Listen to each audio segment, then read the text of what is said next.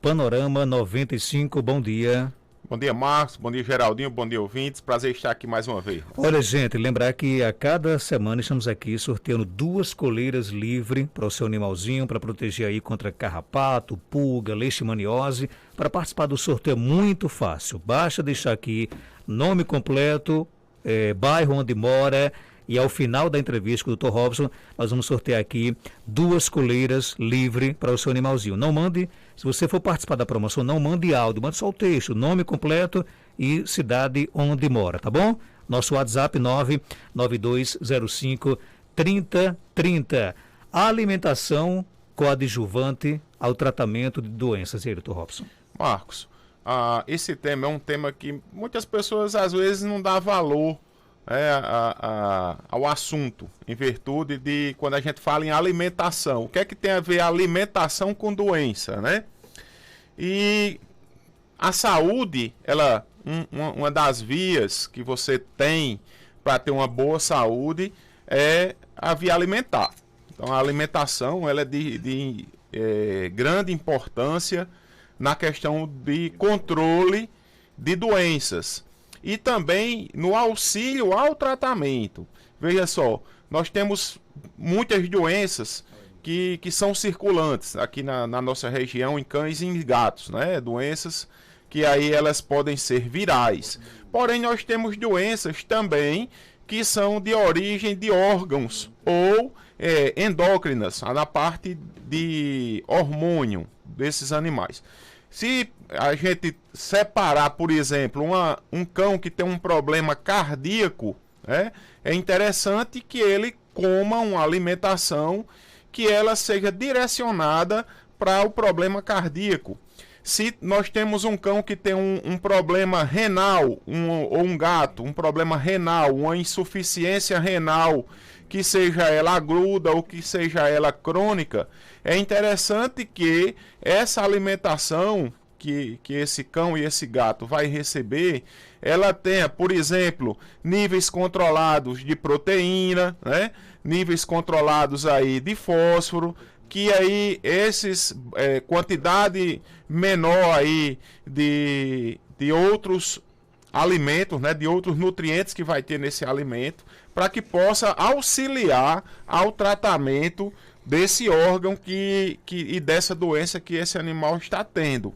Nós temos também aí, por exemplo, pacientes que têm problemas de diabetes, que vai ter de se alimentar com uma ração específica para animal diabético. Nós temos alimentos que auxiliam o animal em convalescência, né? Que animais que estão aí muitas vezes há dias sem se alimentar e que tem rações específicas para que possa dar uma boa alimentação e uma boa nutrição para esse paciente. Então tem diversas hoje rações na linha veterinária, que essas rações elas podem ser de forma sólida, ou em patê, ou em sachê, que vai dar uma qualidade de vida para esses pacientes que têm determinadas doenças.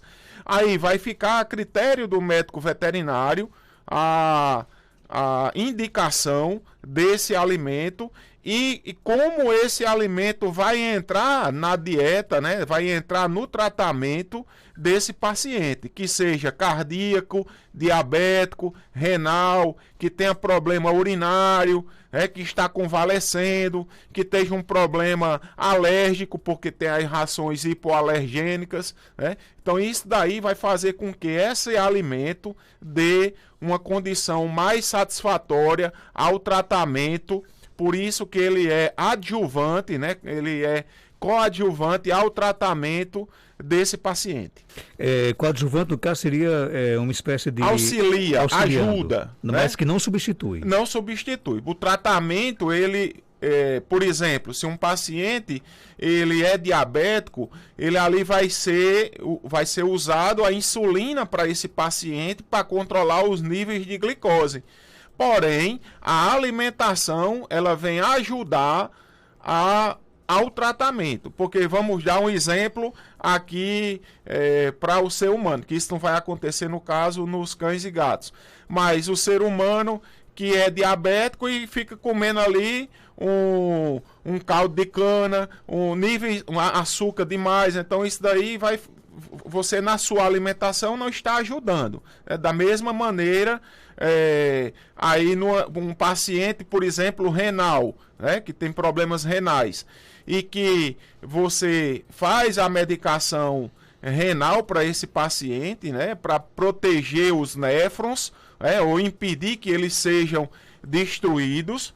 Aí você vai e se alimenta de forma errada. Por exemplo, a pessoa fica dando carne a esse paciente, e essa carne com níveis de proteína alto, com níveis de fósforo alto, que vai fazer com que os níveis de nitrogênio aumentem circulante no corpo, e esse paciente fique, mesmo medicado de forma correta, não responda em virtude da alimentação. Então isso daí é que é o interessante nessa alimentação como coadjuvante ao tratamento. O ouvinte pergunta aqui, que ração dá para cachorro que tem hipotireoidismo? Existe hoje medicações para esses pacientes com hipotireoidismo, elas são específicas, né?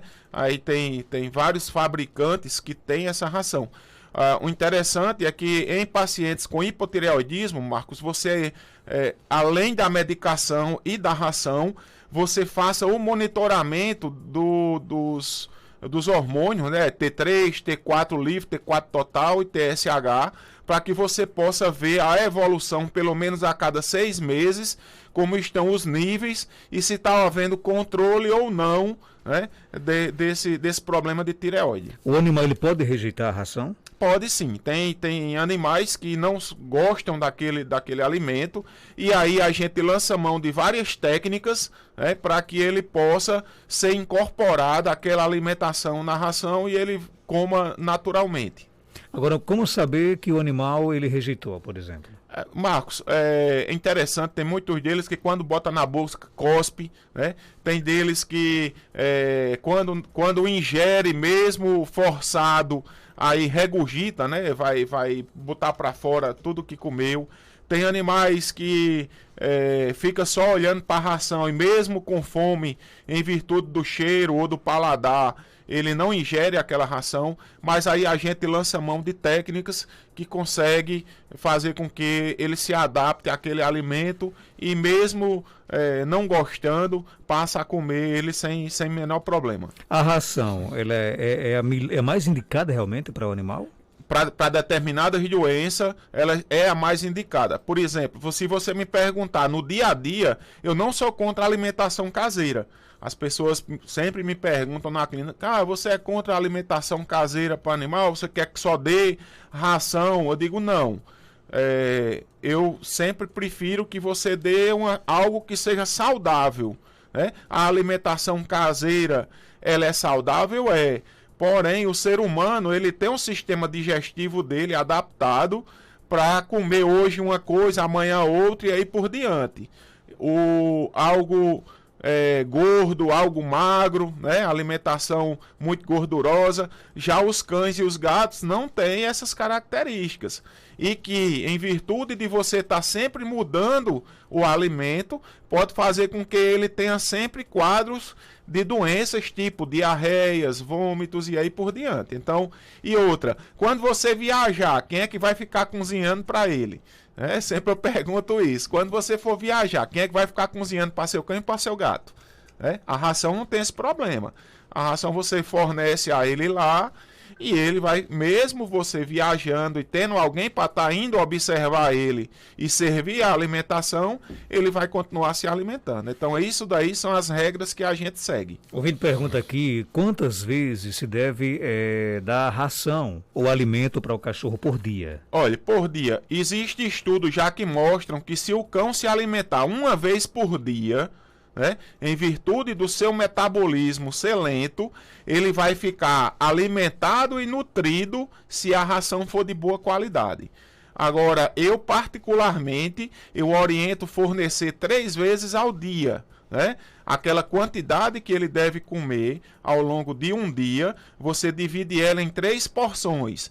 Aí eu oriento dar 40, 20 e 40. Então você dá 40% do que ele for comer. Vamos dizer, se o cão é para comer 100 gramas por dia, então você dá 40 gramas de manhãzinha, dá 40 gramas na hora do almoço e dá 40 gramas à noite, tá? Então isso aí é a maneira que eu oriento os clientes a fornecer a alimentação.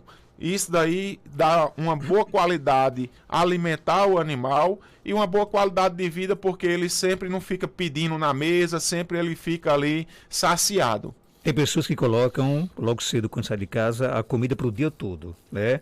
E às vezes ela fica velha. Isso é ruim para o animal? Muitas vezes, Marco, não é que a ração fique velha. A ração ela tem um cheiro característico, ela tem um gosto característico. Na hora que você deixa ela entrando em contato com o oxigênio, ela vai ali perdendo o sabor, vai perdendo o cheiro, né? Ali, o risco que eu acho maior é que moscas podem pousar nessa ração, né, insetos, e trazer algum patógeno, alguma doença que possa pousar ali naquele alimento e o animal, ao ingerir, ele fica contaminado.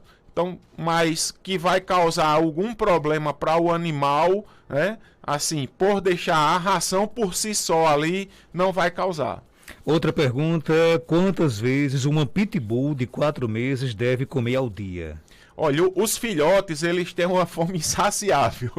É interessante. Eles estão em crescimento e até 90 dias de idade, até 3 meses de idade, sempre eu oriento deixar a comida à vontade, né? Na hora que ele sente fome, ele vai lá e come. Desde que você também acompanhe essa questão se não está ficando obeso ou não. Já quando passou dos 90 dias, aí eu peço para seguir a orientação da própria ração, né? No saco da ração tem dizendo o peso do animal e tem dizendo a quantidade de comida que deve ser fornecida ao longo do dia. E com 4 meses de idade, se você dividir a alimentação dele do dia em 3 porções, ele vai ficar aí alimentado sem menor problema. Tem mais perguntas? Bom dia. Bom dia, Marcos. Bom dia, Dr. Robson. Eu gostaria de saber, porque eu tenho um cachorro aqui e ele anda remelando muito os olhos. O que pode ser? O que pode ser? O remelar de olho em cão, ele tem várias possibilidades. Desde um problema de conjuntivite, ou uma areia, uma poeira que está circulando. Eu já vi animais que ficavam embaixo de alguma árvore, por exemplo, um pé de acerola que tinha aquelas caspazinhas, né, uma presença de cochonilha que ficava caindo no olho do animal e irritando. Pode ser aí uma sequela de uma sinomose, né, que a sinomose ela pode apresentar esse remelar de olho. Pode ser uma sequela de uma leishmaniose, de um calazar, que ela também dá essa característica de remelar dos olhos. Então, uma úlcera de córnea pode estar causando isso. É interessante fazer uma investigação, um exame clínico nesse animal, um exame nesse olho, né, para ver se esse problema de remelar dos olhos ele é primário, né, que se é um problema no olho realmente, um pelo que tá batendo no olho, alguma coisa, uma úlcera de córnea, ou se ele é secundário a uma sinomose, a uma leishmaniose. Então é interessante fazer uma avaliação clínica. Você tem 5 minutinhos para deixar seu nome completo, endereço, para participar daqui a pouquinho, em 5 minutinhos, do sorteio de 2 coleiras livre para o seu animal. De graça, viu? Ganhou? De graça, né? Então, nosso WhatsApp 992053030. Nome completo, endereço, e daqui a pouco nós vamos sortear 2 coleiras da marca Livre. Tem pergunta aqui chegando, bom dia. Bom dia, Marcos Janta. Marcos Janta, eu gostaria de perguntar ao Dr. Robson sobre minha cadela. Ela está grávida, ela vai fazer 2 meses agora, dia 17. Como é que a gente sabe que ela está perto de parir os filhotes? Dr. Robson. Olha, a cadela ela tem uma gestação média de 62 dias. Tem cadelas que, as cadelas, principalmente as cadelas menores, né, as cadelas pequenininhas, elas parem mais cedo um pouco. A partir de 58 dias a gente já espera o nascimento, tá? Os sinais de cio, os sinais de parto, geralmente fica inquieta, cavando buraco, procura se esconder, fica com a respiração mais ofegante, né? Ela lambe bastante a vulva, né? Os lábios vulvares, fica lambendo, começa a haver contração abdominal, ela começa a tentar se espremer na intenção de expulsar, causar contração e expulsar os filhotes. Então, mais ou menos essas características.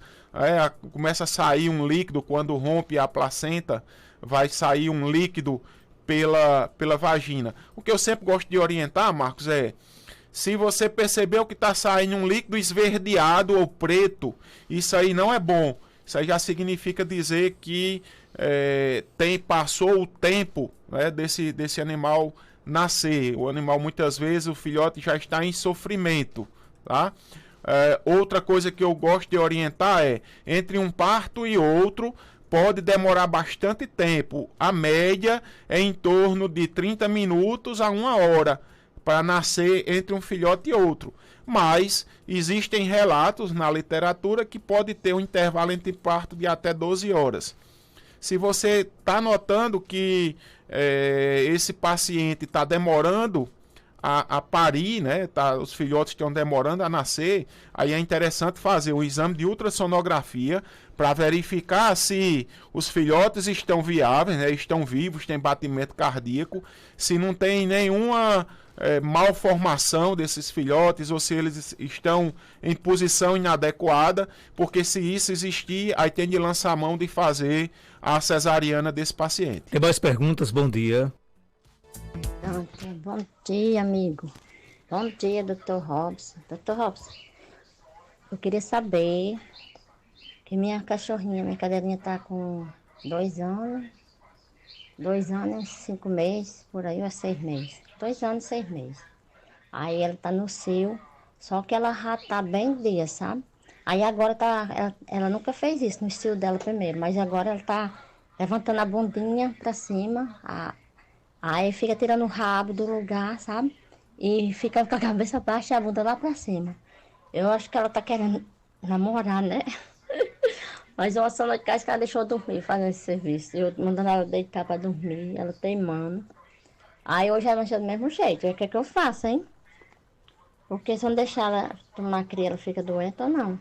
E aí, doutor Robson? Primeira coisa que a senhora tem de fazer é cuidar dela e deixar trancada, porque senão ela vai cruzar e emprenhar. Se a senhora não quer ela para reprodução, deixar presa, trancada. Lembrando que as cadelas, elas ovulam quando para o sangramento. As pessoas às vezes acham que a cadela, ela, quando para o sangramento, não, saiu do cio, de jeito nenhum. É onde ela vai começar a ovular e ela vai emprenhar nessa fase, tá? A gata não, a gata ela já tem outras características de cio. E se deixar a gata livre, ela vai fugir e cruzar. Ou, como o gato pula e é mais fácil, mais ágil, um gato vai entrar na casa da pessoa e vai cruzar com o animal. Tá? Isso aí é importante. Marcos, uma coisa interessante que eu estou falando muito na clínica. Pessoal, Caicó está tendo um surto de sinomose altíssimo, né? Um surto de sinomose onde mesmo os animais vacinados ou com vacinas atrasadas estão adoecendo. Então tenham cuidado, vacine seus cães e principalmente cadelas no cio. Tá tendo muito animal, muita cadela no cio adoecendo de sinomose. Por quê? Porque ela baixa a imunidade. Ela também, vários cachorros doentes urinam ali na casa ou próximo à casa. E quando ela vai sair ali naquela urina, ficou o vírus. E ela entra em contato com o vírus, mesmo ficando presa dentro de casa, vai cheira ali no portão o vírus e se contamina. Então tenham cuidado, tenham bastante cuidado com sinomose, porque é uma doença extremamente séria. Vacine seus animais, senão vão aí correr o risco de perder esses entes queridos. Para fechar, o ouvinte pergunta, Dr. Robson, qual é a melhor idade para colocar a minha cachorrinha para a primeira cruza? A minha vai fazer 1 ano.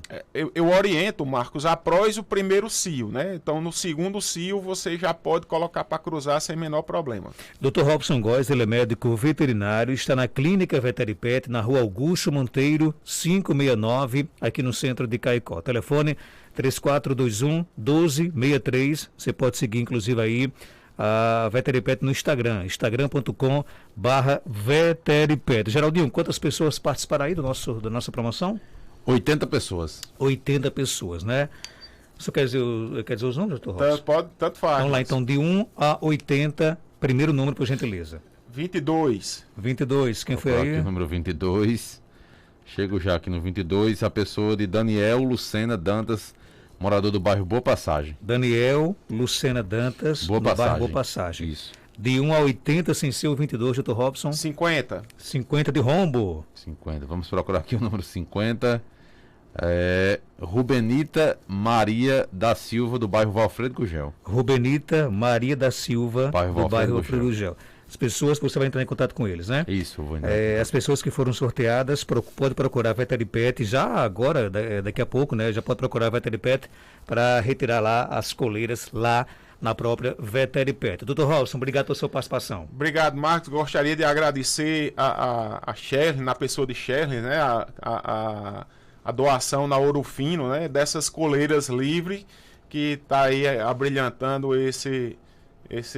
o programa, né, com esses sorteios ao longo dessas 10 semanas. Obrigado, Marcos, e um bom final de semana a todos. Próxima semana tem mais? Tem mais ainda. Muito bem, então. Então, quem não ganhou hoje fica na expectativa aí, viu? 8 horas, 3 minutos.